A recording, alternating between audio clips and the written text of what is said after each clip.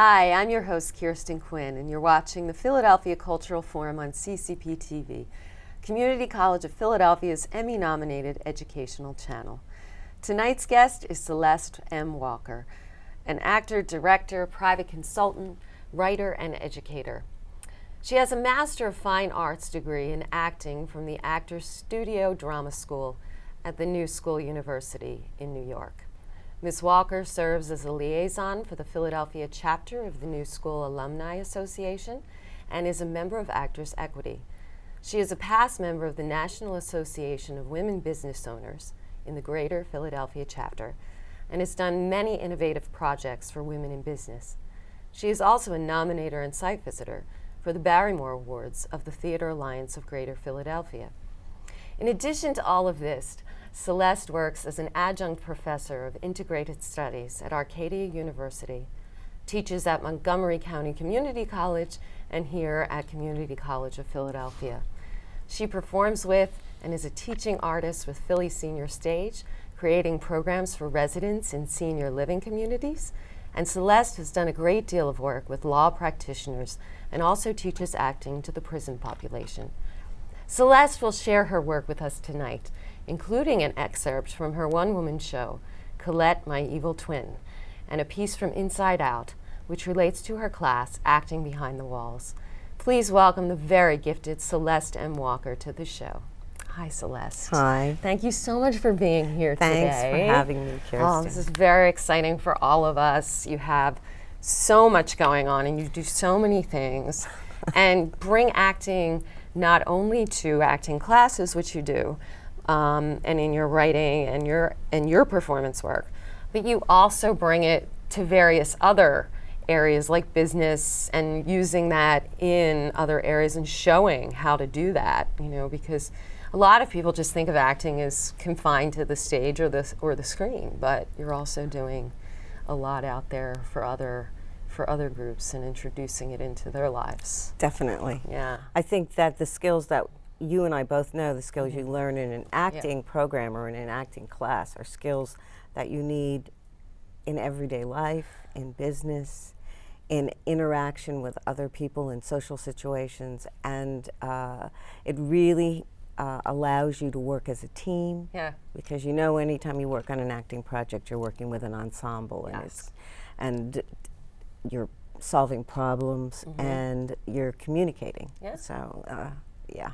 I think that people, when they're not in the field and they're coming into even a class, they start to immediately see that connection. Immediately. Yeah, and and they realize that this could be a valuable skill for me, even if I'm a medical professional, even if I'm, in business meetings from here, here or there, or I'm a social worker, and Definitely. I'm going to be using these skills in my work with communicating with whoever, whatever the population is that you're working with. Absolutely. Yeah. So how did you get started in performance? Oh, God, it was a long time ago. Not that long ago. I was, I guess, when I was a little kid, I wanted to be an actor. And my mother said, no, Really? you can't do that. You can't do that. You will never make any money at that. You Right. shouldn't do that. But I was artistic. I was always interested in all the arts, Yeah. music, drawing, fine art. My undergraduate degree is in drawing. It is. Yeah, I have a BFA in drawing. And then I was a graphic designer for years. And it was a job. It Yeah. wasn't a passion. And I also enjoyed dance, and I almost went back to grad school for dance because I was involved in a group of women dancers in Kutztown, Pennsylvania, Okay, yeah. of all places. And then a friend of mine talked me into taking an acting class, and secretly I knew that that's really, I really wanted to take an acting class. And one class in Bethlehem, Pennsylvania, and that was it. I took one night of one class. Wow. And I knew that's what I wanted to do. Yeah. And so I started in community theater. And the first play I performed in community theater was Peer Gynt. Oh, I was a troll. nice. That sounds like fun. And then I did another play called Moon Children.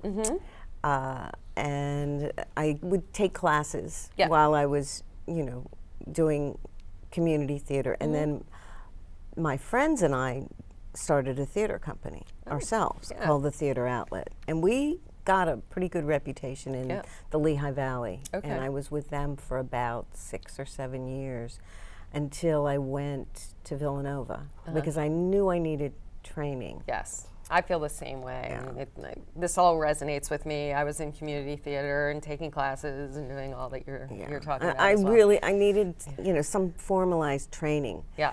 So I went to Villanova, but they only have an MA program, which is great. Right. But I wanted more intensive training. Yeah. And I auditioned and got accepted into the first graduating class of the Actors Studio Drama School at the New School. That's amazing. What an accomplishment. I mean, it's so competitive.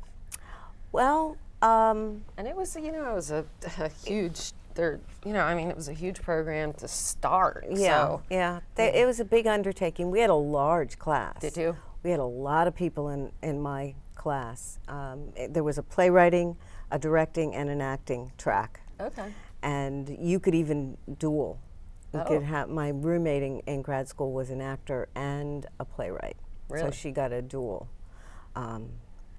concentration. But that's where I got the training. That's where I got the training that it was actor studio training. It was the Strasberg training. It's conservatory training. I mean, that's the best you can get. Yeah. And we talked before the interview today a little bit about how being in New York it was wonderful. Puts you in a place which it's a center in the United States of theatrical work. So how did that affect you? Well, we had so many guests to come to lecture and talk to us and give us information. In fact, the Bravo show inside the Actors Studio, that's watch it all the time. That originated. That's there. That's where we went. So I got to see and interact with some people that were, I would be wide-eyed looking at them, but I never wanted to appear like I was a fan. Right. I wanted them to be aware that I was a colleague, as a peer. But I was still overwhelmed by doing. I did a scene with Paul Newman. What? And stop it. It was a little tiny thing, but that's acting. You have to act calm, cool, and collected too. Everybody while you're dealing with everybody in the room knew that he was like my idol. Yeah, right. And so then I had to react to a moment in The Verdict because he was explaining something that he did in the film The Verdict. Okay. And so Jim Lipton, the guy that ran the whole program, said, "Celeste, get up and do it with him." And so all my friends were like, "Oh." They were probably so jealous too. I have the video of it. Do you? And I look so different. We should have brought it. That's fantastic. Yeah. So, but we got to interact with people who were in the business. Yeah. I remember having lunch one day in the outdoor courtyard with friends, and Marissa Tomei just walked by. Yeah. Just walking by. Yeah. And so and we were also privy to theater. Yeah. In New York, they would get blocks of tickets for us to go see shows. Nice. So it was pretty nice. It was pretty nice. It was a little cocoon, though. Right. Because, I was in this mindset, and after 3 years, I had to go back to the real world. Right. And it is all time-consuming and all-consuming when you're in grad school. Yeah. What was that like for you, the transition? Because I think it's important for audience members to know as well what it's like to get out of a very intensive program and then have to re-enter the acting world outside of school or to piece together what you're going to do. What's that like? Not easy. No. And since it was a new program, they didn't have a lot of facilities to help us to, find our way. We did a showcase at the end of the 3 years, but we organized it because our thesis semester, they thought that that's when we could invite agents. But agents don't come to see shows, they come to see a showcase. Right. So they can see a lot of people in a short amount of time. We organized our own showcase. Did you? They funded it, Right. thank goodness. Yeah. But we did all the invites and everything. The class, the students Wow. did. And my roommate wrote the showcase. So she wrote pieces of monologues and scenes for everybody for the showcase. Nice. Which was a huge task for her, but it worked really well. And some of us, I got an agent out of it. Nice. But that didn't mean anything. You know, you think you get an agent and immediately you start working, and it doesn't happen that way. Yeah. So my first 2 jobs right out of graduate school were acting Okay. jobs, Yeah. film, television, film, and my 3rd job was a bartender job. And So you gotta have another job. yeah, and And that's you what had I to. yeah. Yeah. So, and I lived in Manhattan for grad school, but I also lived in Pennsylvania, and I would commute on weekends. Oh, okay. And so when I graduated, I was still commuting back and forth, and I was picking up all these part-time jobs so that I could be available to audition in Manhattan.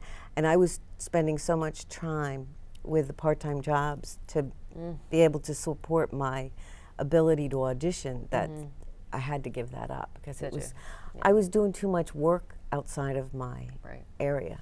Yeah. So I started teaching college. It's a big decision to do that, but you need security. Yeah. You need to be able to have that security in order to be able to do the work. Right. It's a Otherwise, catch 22. you're just broke. Right. And then what do you do? Right. And I never was at a point in my life where I was like, all right, I'm going to go for it. I'm just going to go out to LA without any clue, or up to New York without any clue, and just try to live off whatever and do this. It's very scary. Really scary, and the people that do it, I don't understand how they do it. Yeah. I Well, really don't. many don't.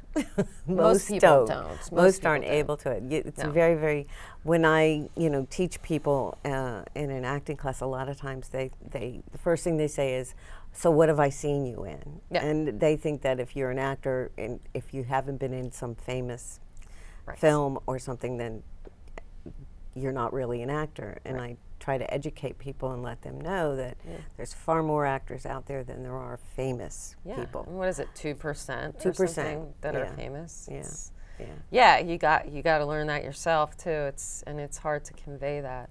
So you talked about getting into teaching after, Yeah. and that becomes a passion too. Well, I was What's that like for you? I was so lucky because before I even went to grad school, I was working for a woman in a performing arts program for kids. Okay. And I actually worked for her summers in grad school. Cool. And I had that kind of training to use my skills as an actor because I had no idea how to teach acting. Yeah.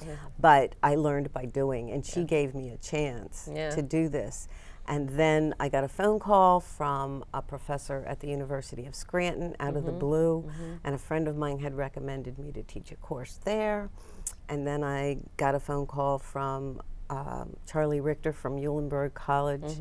And so little by little, I started to pick up these teaching gigs. Yeah. And for me, it was really, really fulfilling to be able to teach my craft. And for some reason, it came pretty easily to me. Yeah. And I've been doing it ever since. When I moved to Philly in 2000, I picked up adjunct teaching jobs. Sure. And I taught at the Wilma Yeah. Theater. Nice. And it just sort of grew. But it's always been kind of a process of reinventing myself so that I can take my skills and apply them to other areas of what I do. Yeah. And that's how I make my living. Yeah. I use my base, my training as an actor, and I figure out a way to get into other areas to do that. That takes a lot of skill and talent in order to be able to do that. I think it takes the need to pay rent also. Yeah, that's true. That's true too. Yeah, it really is. What's my motivation? Right, my motivation what's is my eating. Right, yeah, my motivation is I need to be able to live. Right, Yeah. right, Yeah. right. Yeah. But you act as well. You're still doing a lot of acting. Well, I You're still do it. writing. Yeah, that's new. Yeah, I mean, yeah. well, not really new, but Uh-huh. the first piece I wrote terrified me so much Really? that I turned a one-woman show into a two-person, one act, Okay. because I didn't want to be on stage by myself. Yeah. Oh, one-woman shows are terrifying. I had done them before, but Did I you? didn't write them and I Right. didn't direct them. But this was a show that I wrote and directed and produced for the Fringe, and that was terrifying. Yeah, I'll bet. So I've recently gone back in because a friend of mine suggested I go back because he Yeah. wanted to read it, and he goes, "Oh my God, I love this." Yeah.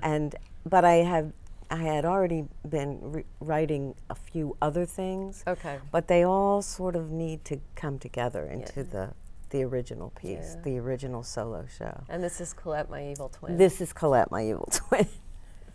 Tell me where the idea came from, and it's having read the piece, and I'm interested and really excited to hear you do it and see you do it, some of it. But you have a lot of really honest, truthful, soul-bearing work in this piece. Yeah. Yeah. How did it start? What was the impetus for it?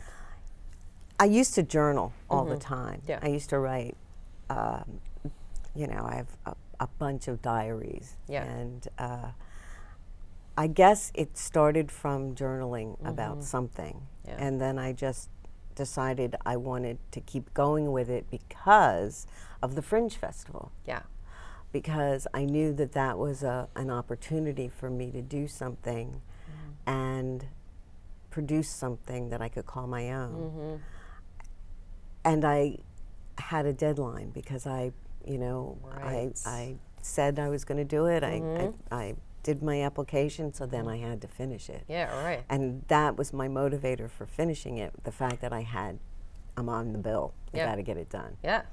So I spent about 6 months working on it, and when I decided I really couldn't have it as a solo show, I brought Elizabeth Michaels, a friend of mine, in, and she and I worked out some of the interaction between Colette. Okay. And Colette is really me, but it's another side of me, and I think we all have this duality. And I don't know that she's evil. I call her my evil twin. In fact, funny story, when I was teaching kids, I used to tell them that I had a twin and her name was Colette. And if I was ever with them and I was harsh, that wasn't really me, it was my evil twin doing it. So they would say to me— strategy. they would say to me when we would have class, this was in a summer program called Stage Door, and they would say, when we would start a class, they'd say, is it you, Celeste, or is it Colette? Which one is here today? And we wanted to know which one. Specify. Please, so we know how to deal with you. That's so funny. But I don't know where I mean, I talk about where she came from in the piece itself, but I think that there's always been this part of me, and I think we all have this part that is like the good person, or the person that's acceptable, and then this other part that is takes risks and does things just against the grain and pushes the envelope, and that's the artist in me, I think. Yeah. And then there's this, but I think the older I get, I'm getting closer to Colette and further from Celeste, I think. Right. So I've gone back into the piece, and I'm starting to flesh out things, and I've been trying to work on it as the solo show that it's supposed to be. Yeah. And that's scary. Oh, me. it is. If somebody else wrote it, I wouldn't have a problem with it. Okay. But being the writer and the performer is a really big challenge. Because you're putting yourself out there in both things. I mean, Right. if you put yourself out there with someone else's play, you've still got the opportunity for someone to say, well, the play was okay, but your performance was great, But But I think you've got both in this. I mean, I really do. You're so kind. No, it's true. when you write it, it takes place in it for the most part. The other character that's in the play is a therapist. Yeah. So talk to me about that. Yeah. Yeah. Well, I spent a lot of years in therapy. Tell me how you feel. I spent most of my 30s and 40s in and out of therapy. Yeah. Right. Yeah. My therapist died. That's the only reason why. No, she did die actually, but it's okay. And that's how I worked a lot of things out. And therapy is talk therapy. It's you heal yourself basically with talk therapy. And I just felt that it was a way for me to bounce my ideas off of and question myself. It's weird doing a piece on me and telling the truth. That's an even bigger risk. Yeah. But I know me better than anything else. Sure.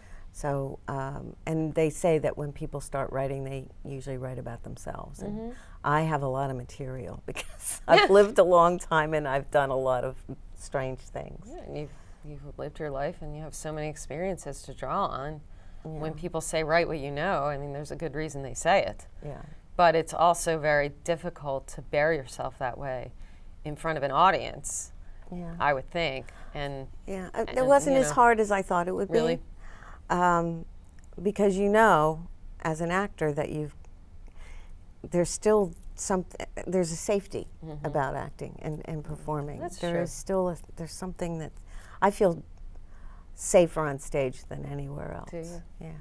So it didn't bother me that much.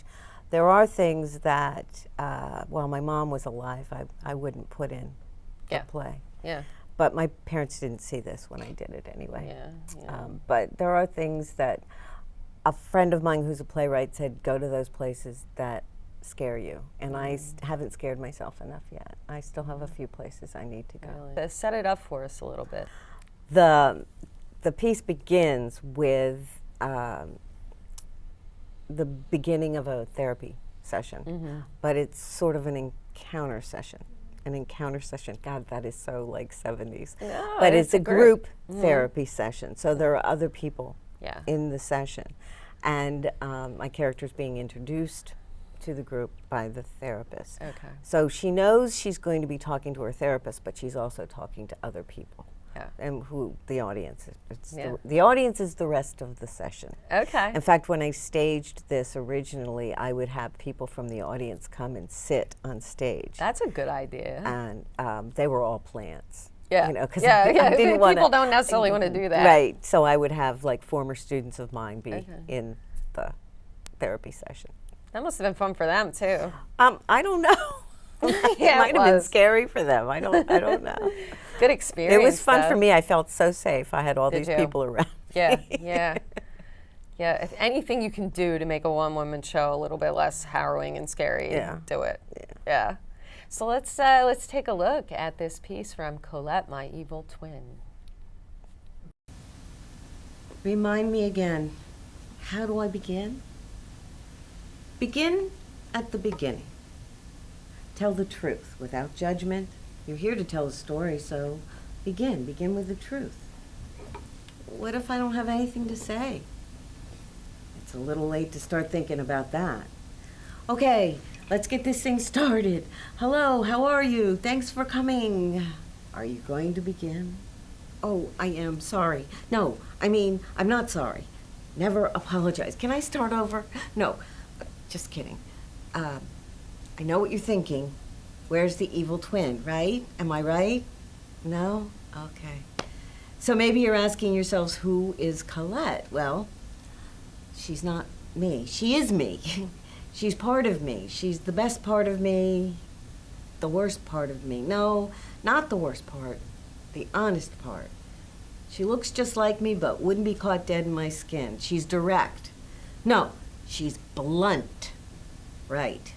And Colette always tells the truth, no matter the consequences. She's the me I think I am, but I know I'm not. Colette has the ability to see through the bullshit. She takes no prisoners. She is not polite. Let's see here. You say that Colette smokes. Yes, and Colette drinks. Well, I drink in moderation. Colette likes drugs. Drug of choice? Oh, cocaine. Me, I don't indulge in anything illegal or immoral. Colette doesn't care whether you accept her or not. She doesn't need you. I do. I need you. I need your acceptance. Oh, and Colette is stubborn. But so are you. Let's talk about your childhood. Well, I always had this thing about my father. No, it's not like that, not weird or perverted. It's just that as the youngest of 3 girls, I was pretty much the center of attention. Daddy's little girl. I had a crush on my father. I mean, I'd get in between my parents when they'd hug and push them apart. As a very young child, I had a crush on him. Other men, grown men. Not little boys, men. Like Perry Como. I guess because I thought he looked like my father. Later I moved on to the milkman. Yeah, John the milkman. He'd come every other day in the summer and he'd let me ride around with him in the truck. I'd sit on this big block of ice drinking a carton of chocolate milk. He was my hero for a while. Then Dr. Tattersall. When I was 5, I got really sick. I had pleurisy and pneumonia. And Dr. Tattersall made house calls every other day to give me a shot of penicillin. And as nice as he was, I hated those damn shots. He told me that shots were less painful than needles, and that if I was good and got better, I'd only ever need shots. I bought it, and so I'd be my best little girl self. Months later, Dr. Tattersall was on vacation, and I had to go to Dr. Furlong. And I asked for a shot instead of a needle. And he told me the truth, that a shot and a needle were the same thing. I was devastated. I distinctly remember coming to the conclusion that grown-ups, people I trusted, people I loved, lied to me. What did Colette think about these men? Oh, she wasn't in the picture until later on, when I was older. I found her in the attic, I think. There was a secret door in the closet in my sister's bedroom, way in the back behind rows of clothes. It reminded me of the door in the bookcase, behind the bookcase of the Anne Frank house. Secret. It was sweltering in the summer and freezing in the winter, but that's where I'd go for hours at a time to hang out with Colette. She wasn't my imaginary friend, and I don't even think I recognized the fact that she did exist, but under the eaves, there I was, telling everybody off, saying, "Go to hell" to anyone who didn't kiss my ass. I was supposed to be a good girl, but in the attic, I was free. Sometimes when I was up there, I'd hear people calling me, calling my name. I'd hear them, and I'd want to respond, but Colette would stop me and say, "Stay here for a while and play. They'll live, and they just want to make you do something you don't want to do." So I stayed. What about camp? Camp? What do you mean? You were talking about, oh, when Colette first showed up. Yeah. The summer I was 6. I went with my older sister, Charlene. Yeah, sleepaway camp. Catholic sleepaway camp. Camp Little Flower. The talent contest. I had no idea what a talent contest was. And the night of the talent show, the campers were all sitting out on the lawn in front of this porch. And I watched these kids perform songs and dances and poems, complete with music and costumes. Then they called your name. They called my name. I had volunteered. But I got up, and I was completely unprepared. So I did this. I'm a sailor. I'm a sailor. I'm a sailor. I'm a sailor. And that's why I'm a sailor.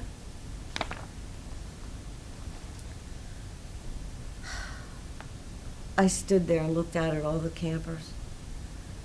I was terrified. And I guess my sister wanted to die. You didn't die. You sang a song and you danced. You invented it on the spot. It sucked. You were 6 years old. I was terrified. You love the attention. One of the other campers said, "Hey, Charlene, isn't that your sister up there? She's cute, but what's that song she keeps singing? The same 3 words over and over." And my sister Charlene said, "I've never seen her before in my life." I was denied by my own sister, just like Jesus. Oh, spare me. God, it was so embarrassing. Get over it. You were 6 years old. Yes, but it stayed with me. I used it for my essay for graduate school. And you still got in. Fuck you. My first performance and I bombed. This is a little weird. Can we move on?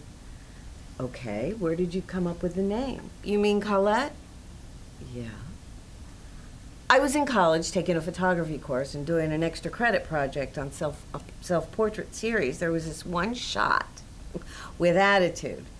I printed out about 5 or 6 images for the series, and then I kept this one image with attitude in a separate frame. People who saw it asked who it was, and my response always was, "Oh, that's Colette, my evil twin." And they'd nod their heads and not even question the answer. It was as if they'd already met her. They probably had.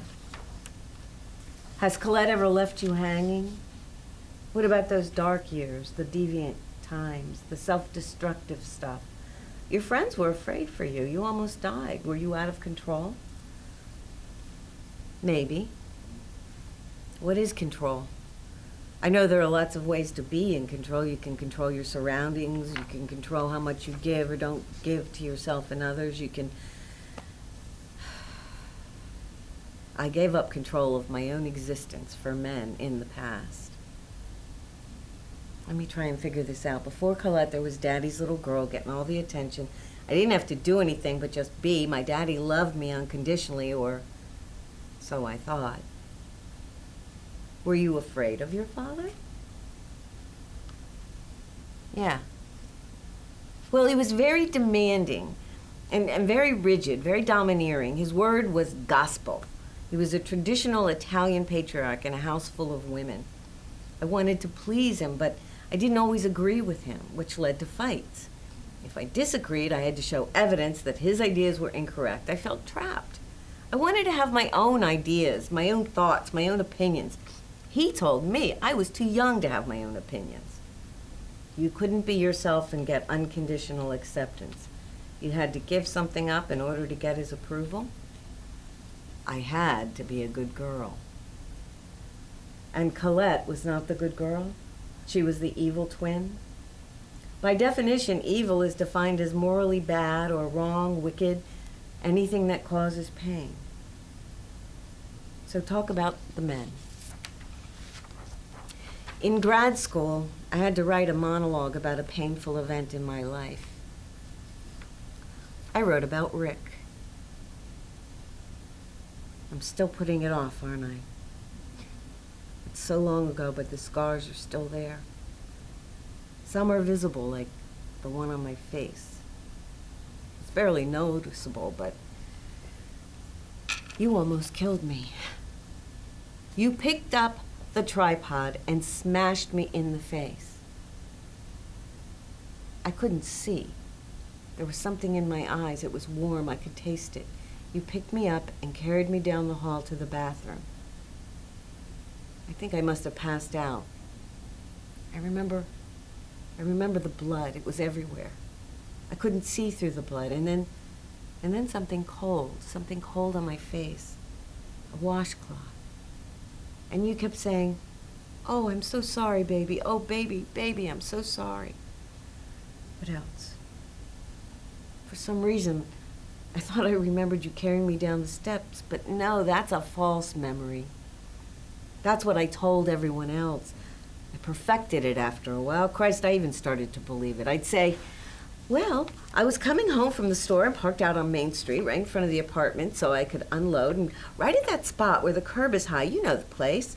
And well, you know how low the bug sits. Anyway, I opened the passenger door to get the bags out, and the door didn't swing open enough, so when I bent down to pick up the bag, bang! I hit my head smack on the corner of the door, right between my eyes. Yeah, I was lucky. An inch more either way, I could have lost an eye. Oh, yeah, it was awful. I bled like a slipped pig. What a dope, not paying attention to what I was doing. Yeah, luckily, Rick happened to be coming out of the apartment. What a bastard. I lied. I told everyone I caused that gash between my eyes. 2 black eyes, a swollen face, and then I left town with you. I took off a week from work so we could drive to Florida so I could heal. I took off a week from work. Rick wasn't even working. I lied to everyone. It was years before I told anyone the truth. Why did you lie? To protect Rick? I lied because I was ashamed. This is a great example from the piece of what it's all about and what it's like, and it will definitely leave us all, and I know it does for me, wanting to see more of it, which is always what you want. Hopefully. Yeah. When you're performing a piece, and and it'll spark people's interest in it, and you're going to be doing it probably multiple times, I would think, as it goes on. I mean, you'll do it in the Fringe. Maybe you'll take it elsewhere. I'd love to. I'd love to. I want to get this finished. Yes. And then I want to find some venues. Yeah. Mm-hmm. I know the solo festival is before the Fringe. Okay. And I did that one year. Oh, did you? And I tried out another little section. Yeah. So I may bring it into that again. That's a good I think idea. that's in June. The solo festival's in June. So. Great. We'll see what happens. We'll see. You do so many other things too. You work with senior stages.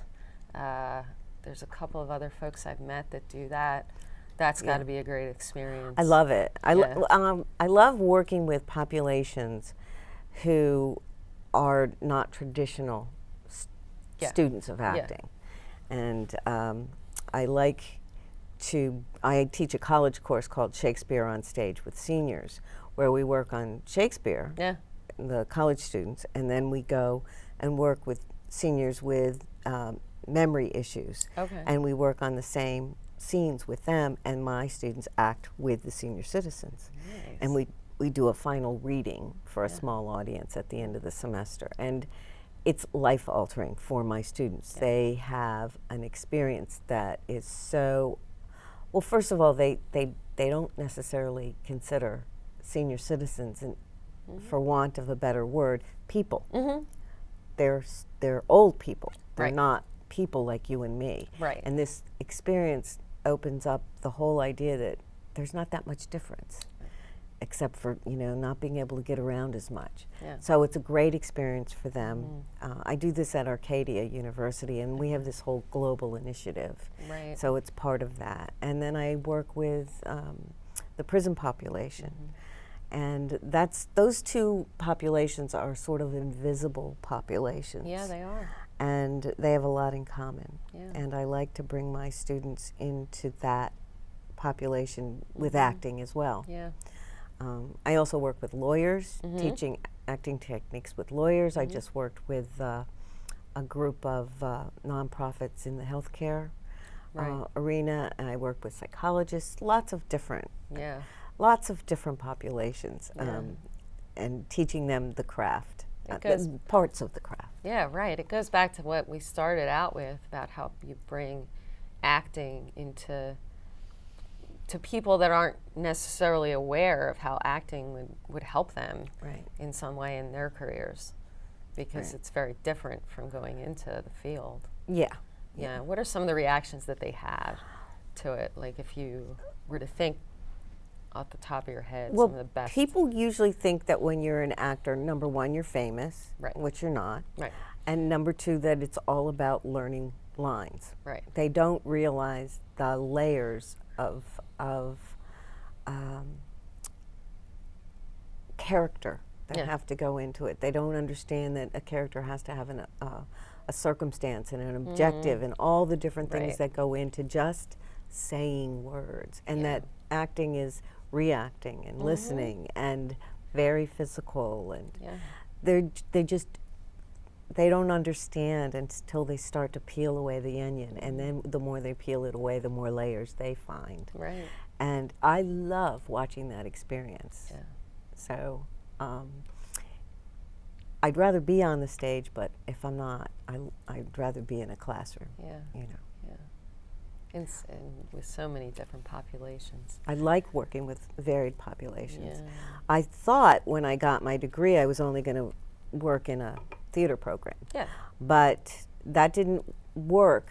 And, well, it did in some areas, but I had an experience where I was not given the opportunity because everybody wants to be an acting teacher. So I had to sort of make my own way. Yeah. I had to create my own way so that I could still be a viable educator. Yeah. And that's how I was given the opportunity to create these different curriculum and programs. And then I fell into this program that I mentioned, Inside Out. Yeah.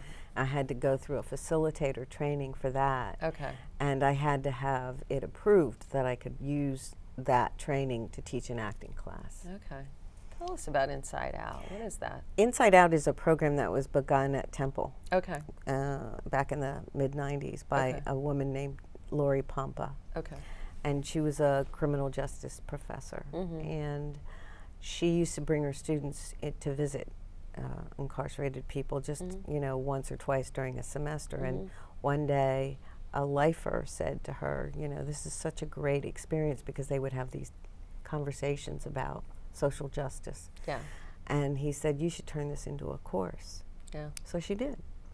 And it has expanded from one course at Temple to courses all over the country and internationally with different concentrations. I happen to teach my Inside Out course on acting. Others teach it with psychology or writing. I have a colleague who teaches a drawing class. It used to only be social, criminal justice and social justice courses, but now it's expanded even more. So I take 12 students from Arcadia and we go into a prison and I have 12 students who are incarcerated and I teach them an acting class. Wow. And the experience transforms their life.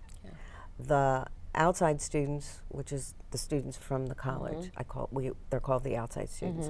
They learn about the criminal justice system and get an idea about what the prison population really is, not what you see in movies and TV for the most part, and how close they are. Just like when I bring them in to work with seniors, I bring them in to work with incarcerated people, and they see the connections. They see how common grounds there are to how similar we all are. The differences are not that big. And then they learn the craft of acting and they support one another, they work with one another, they teach one another, they teach me, and they come out of the experience different people. You eliminate preconceived notions of what it's like. And they have preconceived notions, the inside students have preconceived notions about college students, just like the college students have preconceived notions about the incarcerated students. And they become real partners in learning.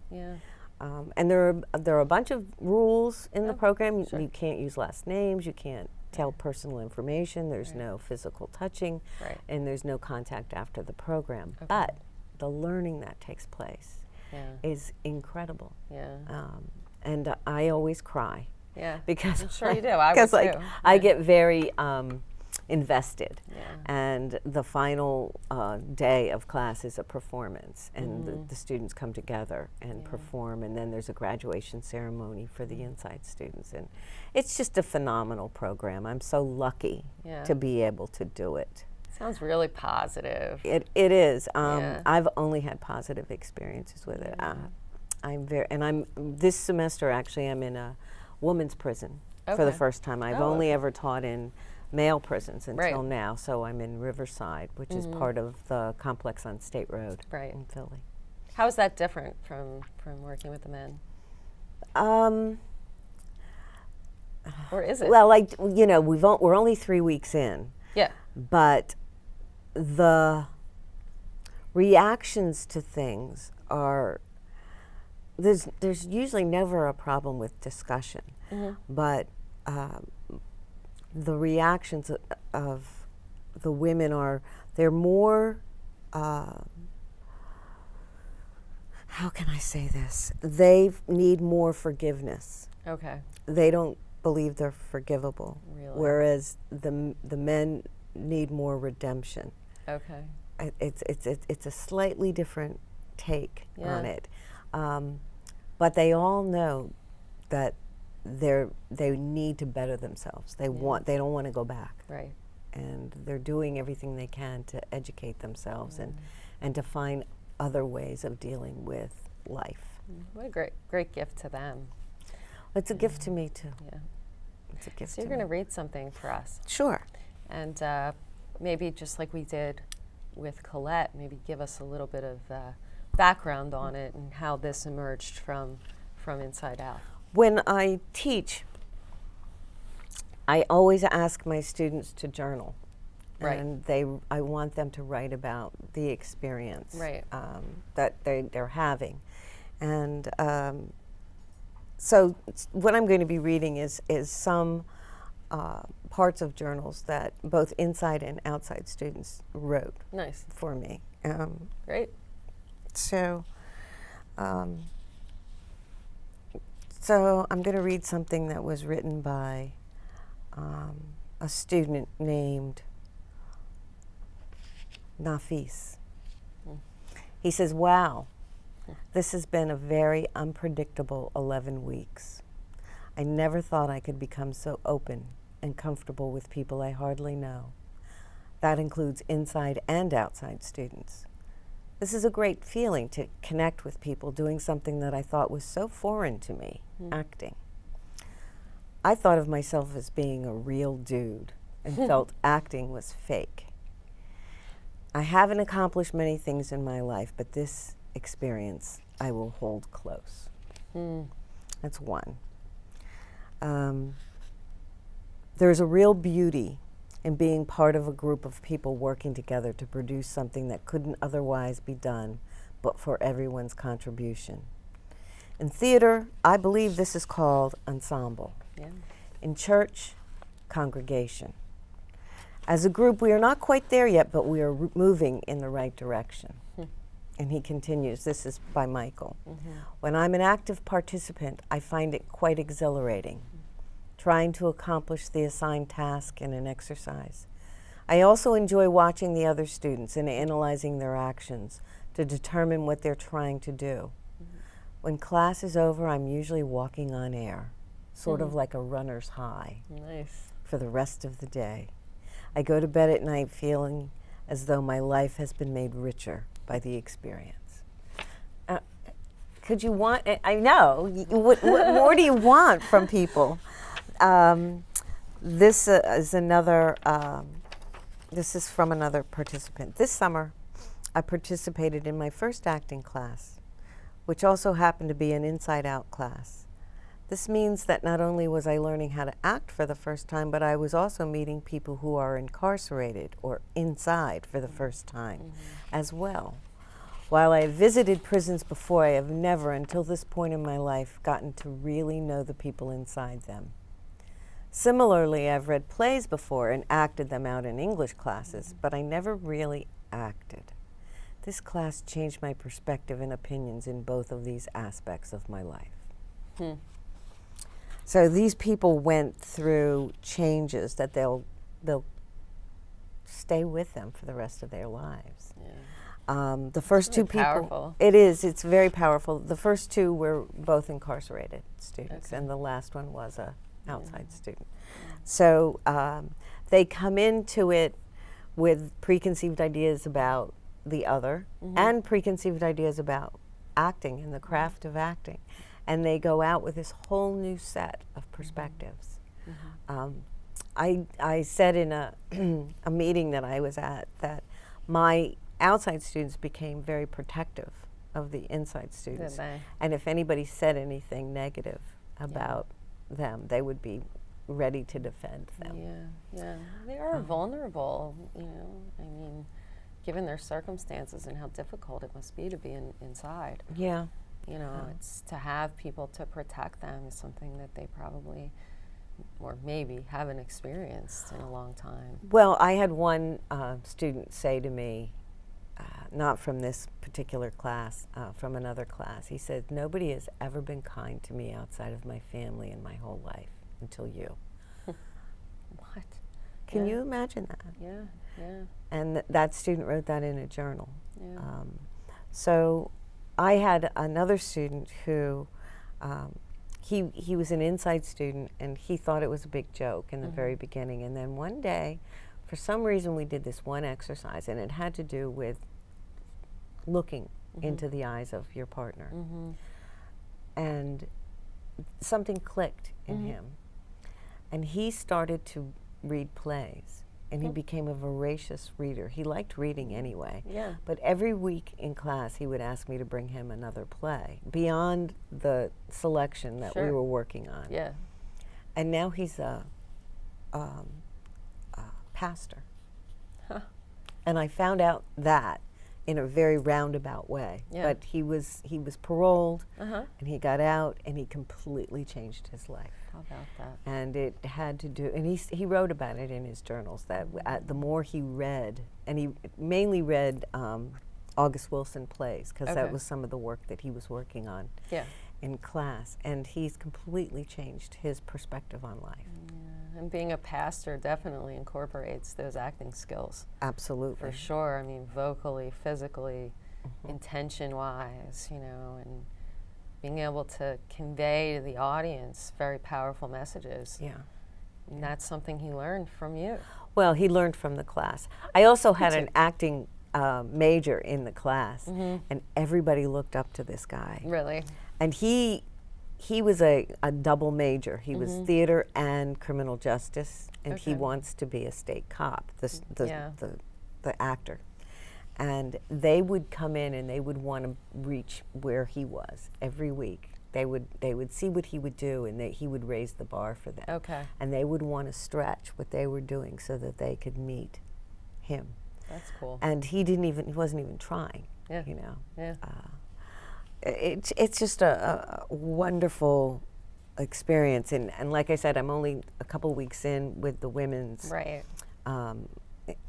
class, and I'm so excited about the material that we're going to be looking at and the interaction with them. And my students are frothing at the bit, but both inside and outside students, to get started. When are we going to act? When are we going to act?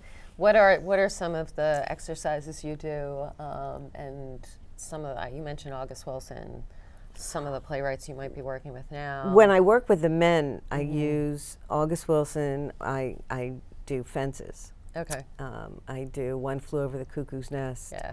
Waiting for Godot. Okay, great. And Jesus Hopped the A-Train. Nice. Those are the plays that we deal with. With the women, we're doing Little Flower of East Orange. For color girls who have committed suicide. or When the Rainbow's Enough. Twilight Los Angeles. Okay. And there's The Exonerated. Those are the pieces that we're looking at. And you do scenes from these? We're doing scenes and monologues. Monologues. Yeah. Okay. Yeah, because a lot of these plays have monologues. There's only 2 of them that really have interaction between the characters. Yeah. And do they write their own pieces as well? I've done that before in another class, but I don't do that necessarily for this because they journal so much. Right. Yeah, so they're using that as their expression of their own thoughts. Right. Yeah. Yeah. So one of my outside students is, what do you mean we're going to do monologues? I want to do scenes. Yeah, so we'll see where we're going with it. It may not get to that. Well, monologues have to be done. I think a lot of the material that is monologue based is going to be really good for them, and these are all novice actors for the most part, so they'll be fine. Yeah, they will. They'll be fine, and they'll enjoy it so much. Any other projects in the works, things that you're thinking about doing? And well, I had been working with lawyers doing some training in a course called Courtroom Drama, Acting for Attorneys. And I am going to be talking with Drexel. Okay. Because they just started an association with a law firm. Cool. And I'm hopefully going to be working with that school to do some continuing legal education courses, teaching acting to both attorneys and law students. I had done workshops with law students on body language and using the nonverbals that you use in sort of interview situations and when you're in court. Yeah. So that's interesting. yeah, I like working with that population, and I don't know. You know anybody that needs a coach? I'll be looking into it. Yeah, of course. Yeah. There's so many people that do, and people that are auditioning for. I've done that. Schools. Yeah, I've done a lot of that. I have a friend who's a voice teacher, and she sends me people, and then I send people who need voice singing work to her. So we work. Got some freelance stuff going on. Right. You've got teaching, adjuncting. You've got I got your own stuff. Yeah. Yeah. How do you keep track of it? Calendars. Well, yeah. Duh. Multiple calendars. Multiple calendars. Yeah. And lots of Post-it notes. Right. All over the place. To-do lists everywhere. Yeah. Yeah, lots of to-do lists. Yeah. Yeah, deadlines. Yeah.